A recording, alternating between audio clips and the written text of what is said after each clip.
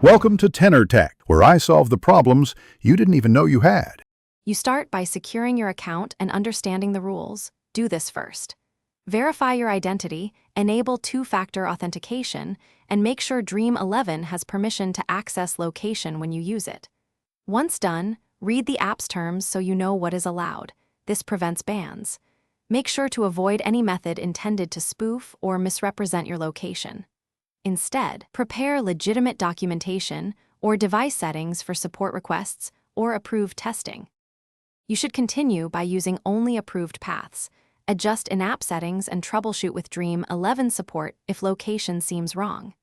If you're a developer or tester, use an authorized debug environment or emulator with permission. Document that testing is controlled. Make sure to avoid third-party spoofing tools because they can trigger account suspension and may violate terms of service. If you need location-based testing, coordinate with the platform or use a sanctioned testing plan to stay compliant. You finish by resolving any remaining problems through official channels.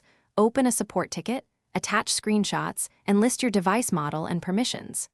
Once done, follow dispute instructions if your account is flagged and provide evidence that you didn't manipulate location. Make sure to keep clear records in case you need to escalate. Troubleshooting tip: if things still go wrong, pause play and cooperate with support. Attempting to spoof location afterward will only worsen the situation and risks permanent loss of access. Thanks for watching. Subscribe to keep your life in tune.